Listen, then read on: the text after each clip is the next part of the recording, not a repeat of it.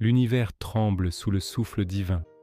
L'humanité, dans sa course effrénée, a oublié les avertissements anciens, les prophéties murmurées à travers les âges. Aujourd'hui, nous allons plonger au cœur de l'un des textes les plus énigmatiques et les plus terrifiants de la Bible, le chapitre 9 de l'Apocalypse de Jean. Préparez-vous à un voyage visuel et spirituel au-delà de l'imagination, là où le voile entre les mondes se déchire et où le jugement prend une forme que nul mortel ne pourrait concevoir. Imaginez un instant le silence angoissant qui précède la tempête. 4 anges ont déjà sonné de leurs trompettes, déversant sur la terre des fléaux de feu, de sang et d'amertume. Le monde est déjà meurtri, mais ce n'est que le prélude. Un aigle vole au milieu du ciel, sa voix résonnant comme un écho funeste. Malheur, malheur, malheur aux habitants de la terre, à cause des autres sons de trompette des 3 anges qui vont sonner. Le 5e ange se prépare. L'humanité retient son souffle, sans savoir que ce souffle sera bientôt étouffé par une fumée venue des profondeurs. Et le moment arrive. Le 5e ange sonne de la trompette. Le son n'est pas une mélodie, mais une déchirure dans la réalité. C'est une note qui fait vibrer l'âme jusqu'à ses fondations. Aussitôt, Jean voit une étoile qui était tombée du ciel sur la terre. Ce n'est pas une étoile ordinaire, une simple masse de gaz enflammé. C'est une entité, un être céleste, déchu, une conscience chargée d'une mission terrible, et dans sa main, une clé. Pas une clé d'or ouvrant les portes du paradis, mais une clé sombre, forgée dans le désespoir, la clé du puits de l'abîme. Avec un geste solennel, l'étoile déchue ouvre le puits. Le sol se fracture, libérant non pas de l'eau ou de la lave, mais une obscurité palpable. Une fumée s'en élève, épaisse, noire, suffocante. Elle n'est pas comme la fumée d'un simple incendie. Jean la décrit comme la fumée d'une grande fournaise, une fournaise dont le combustible serait l'angoisse et la souffrance accumulée depuis la nuit des temps. Cette fumée monte, monte encore, formant un pilier noir qui s'étend jusqu'aux cieux. Le soleil, source de vie et de lumière, est englouti. L'air, autrefois porteur de l'oxygène et du parfum des fleurs, est maintenant obscurci. Une éclipse non pas astronomique, mais spirituelle, plonge le monde dans une pénombre sinistre. Le jour se transforme en une nuit artificielle, une nuit lourde de menaces. Mais le pire n'est pas l'obscurité. De cette colonne de fumée infernale sortent des créatures. Jean les appelle des sauterelles. Mais oubliez l'image des insectes que vous connaissez. Celles-ci sont des abominations, des cauchemars incarnés. Elles ne viennent pas dévorer les cultures, mais tourmenter les âmes. Un pouvoir leur est donné, non pas de tuer, mais de faire souffrir. Leur pouvoir est semblable à celui des scorpions de la terre, un pouvoir de tourment, de douleur aiguë et incessante. Le commandement est clair et terrifiant dans sa spécificité. Il leur fut dit de ne pas faire de mal à l'herbe de la terre, ni à aucune verdure, ni à aucun arbre. La nature est épargnée. Leur cible est l'humanité. Seulement les hommes qui n'ont pas le sceau de Dieu sur leur front. C'est un jugement sélectif, une distinction effroyable entre ceux qui sont marqués pour la protection et ceux qui sont abandonnés à l'horreur. Pendant 5 mois, ces créatures démoniaques auront le champ libre. 5 mois de supplice. La douleur qu'elles infligent est si intense, si insupportable, que la mort devient un soulagement désiré, une échappatoire inaccessible. En ces jours-là, les hommes chercheront la mort, mais ils ne la trouveront pas. Ils désireront mourir, et la mort fuira loin d'eux. Imaginez cette agonie, une souffrance si grande que le néant semble être un paradis, mais la fin vous est refusée. C'est le tourment ultime, l'emprisonnement dans sa propre douleur. Maintenant, attardons-nous sur l'apparence de ces sauterelles de l'abîme.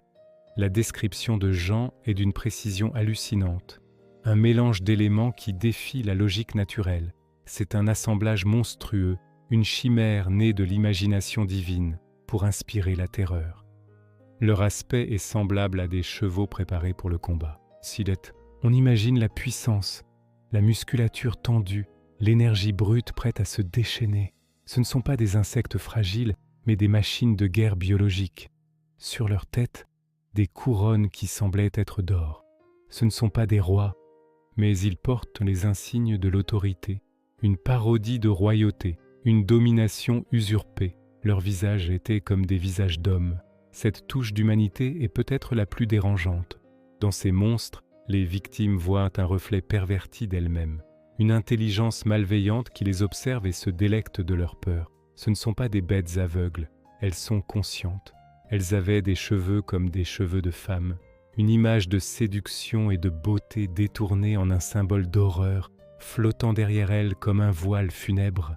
Leurs dents étaient comme des dents de lion, l'image de la force brute, de la capacité à déchirer, à broyer.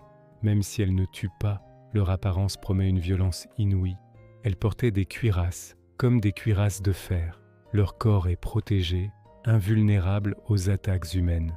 Rien ne peut les arrêter, et le bruit de leurs ailes, Jean le compare au bruit de chars, à plusieurs chevaux courant au combat. Ce n'est pas le bourdonnement d'un insecte, c'est un vacarme assourdissant, un rugissement mécanique et organique qui emplit l'air, annonçant leur arrivée et semant la panique bien avant qu'elle ne soit visible. C'est le son de l'Apocalypse elle-même. Enfin, leurs queues. Elles avaient des queues semblables à des scorpions et des aiguillons, et c'est dans leur queue qu'était leur pouvoir de faire du mal aux hommes pendant 5 mois. C'est de là que vient le tourment, un venin non pas mortel, mais qui prolonge l'agonie. Chaque créature est une arme de torture parfaite, conçue pour infliger une souffrance maximale. Et qui dirige cette armée infernale? Elles ont sur elles un roi, l'ange de l'abîme. Son nom en hébreu est Abaddon, et en grec, il a nom Apollyon. Les deux noms signifient destructeur. Il n'est pas un simple général. Il est l'incarnation de la destruction, le souverain du néant, le maître de cet effroyable ballet de souffrance. Il est l'antithèse du Créateur, le prince de la désolation. Cette vision, mes amis, n'est pas simplement une histoire d'horreur ancienne. C'est une puissante allégorie sur le jugement, sur les conséquences spirituelles de nos choix. La fumée qui obscurcit le soleil peut être vue comme le mensonge qui voile la vérité. Les sauterelles qui tourmentent peuvent symboliser les angoisses, les remords, les passions destructrices qui rongent de l'intérieur ceux qui se sont détournés de la lumière spirituelle. L'impossibilité de mourir est peut-être la métaphore la plus forte de la condition d'une âme piégée dans son propre enfer, incapable d'échapper aux conséquences de ses actes. Le premier malheur est passé. La prophétie nous avertit. Voici, il vient encore 2 malheurs après cela. L'ouverture du puits de l'abîme n'était qu'un début. Le 6e ange attend, sa trompette à la main, prêt à déchaîner un fléau encore plus dévastateur sur un monde déjà à genoux. Qu'est-ce que cela signifie pour nous aujourd'hui? Sur quoi construisons-nous nos vies? Quelle est notre lumière dans un monde où l'obscurité et la confusion semblent parfois prendre le dessus? Avons-nous ce sceau spirituel, cette ancre intérieure qui nous protège des tourments de l'existence? L'Apocalypse de Jean n'est peut-être pas seulement une prédiction du futur, mais un miroir de notre présent, un appel à l'éveil avant que la fumée ne devienne trop épaisse pour voir le chemin. Merci d'avoir exploré avec moi cette scène saisissante de l'Apocalypse. C'est un sujet profond et complexe qui mérite d'être médité. Si cette analyse vous a plu et que vous souhaitez continuer à décrypter les mystères des textes anciens, n'hésitez pas à vous abonner à la chaîne et à activer la cloche pour ne rien manquer. Laissez un commentaire pour partager vos propres réflexions sur ce passage. Quelle est votre interprétation? À très bientôt pour un nouveau voyage dans les profondeurs de l'histoire et de la spiritualité.